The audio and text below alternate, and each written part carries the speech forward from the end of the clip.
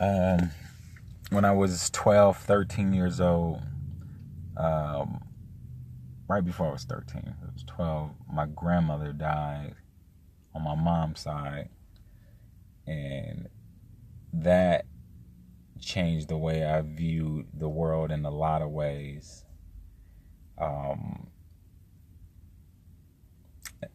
That I couldn't accept her death, and a lot of my cousins and siblings, we couldn't accept her death. Like when we saw her in a casket, we try to convince ourselves that it wasn't her and that she's just on vacation in Hawaii or somewhere and we're going to see her again one day. We didn't accept it.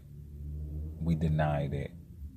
And that was a coping mechanism, albeit probably an unhealthy one, but it was just too painful to accept. So we fabricated the loss and made up the story that she went on vacation.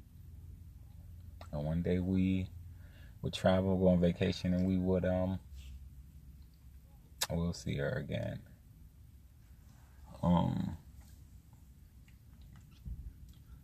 remember first time I saw my dad cry was when his oldest brother Wesley, my Uncle Wesley, died. And that made me feel like life was very fragile, because I always thought that men didn't cry, like men were super strong. And as a young little boy, seeing my father cry and being so vulnerable, at this funeral, I wasn't super close with Uncle Wesley, so I wasn't crying. I was super close with my dad, and to see him just break down, I didn't feel safe. I didn't feel protected. I felt like my protector, my shelter, my guardian, my father was weak, and not like his fault weak, but I just felt like life was fragile, and that this facade of being tough and being a man and being macho, it's more dynamic than that. So at an early age, I just was like, no one's safe from anything. That was an eye-opener.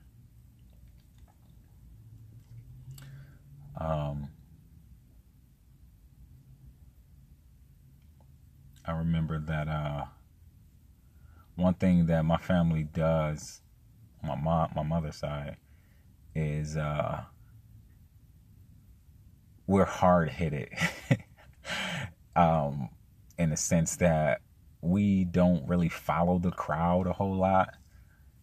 And we kind of do our own thing, and then like sometimes we're like the outcasts, or not necessarily the rebels. We don't go looking for trouble, obviously, but like we just do our own thing, and then like our crew of friends end up being like this mixed match hodgepodge of people who are also independent thinkers.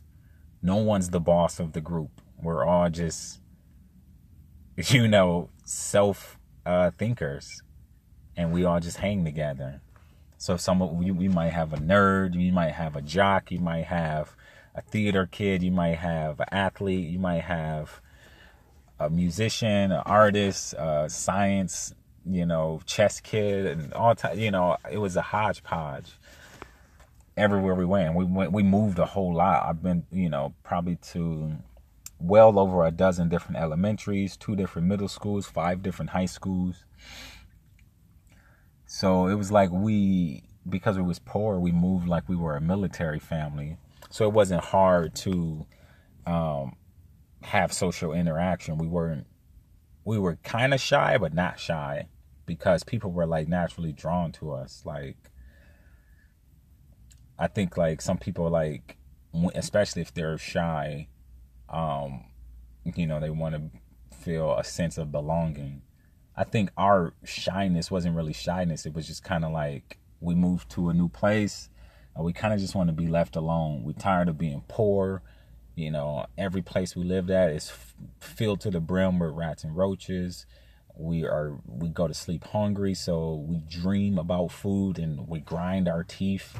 You know, some of us still deal with that to this day. Like Laura, she used to tell me, like, you know, it used to wake her up.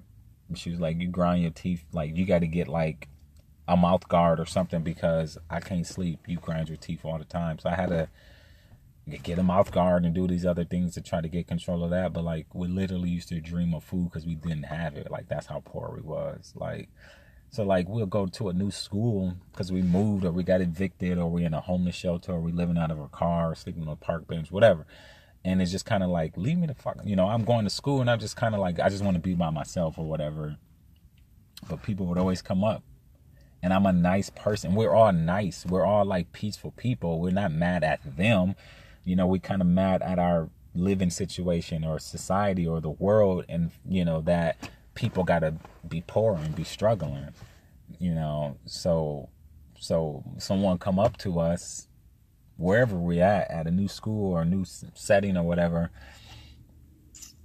you know, we, hey, what's up? And we talk to them and, you know, we don't really tell them what we dealing with and what's bothering us. We more, you know, want to make sure they good, make sure they having a good day.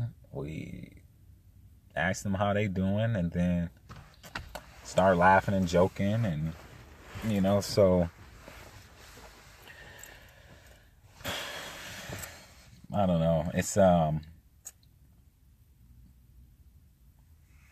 life is interesting. Sometimes it feel like being out in the middle of the ocean and then the thing that's keeping you afloat, whether it's a raft, a little shanty boat, or whatever it is, and then it's just slowly submerging, just going down. And at some point you find yourself like you don't have anything keeping you afloat but yourself. You are your own buoy. And sometimes it's relaxing and you just kind of like dead man float on your back looking up.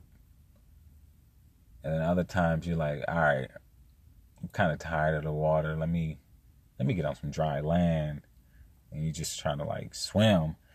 And then you look and you don't see land that way. And you look that way, you don't see land that way and that way behind you. Like, damn, where's land?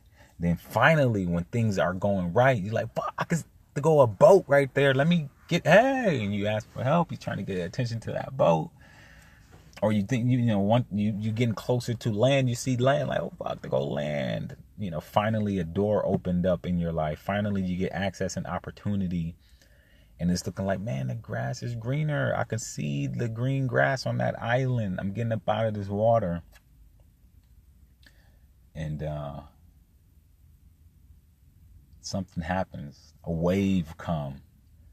Or a storm happens.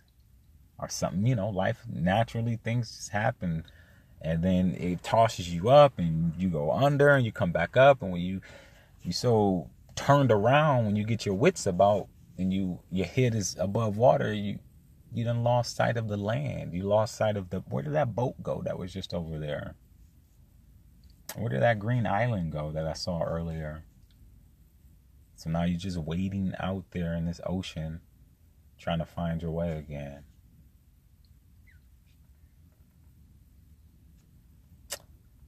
And that's life.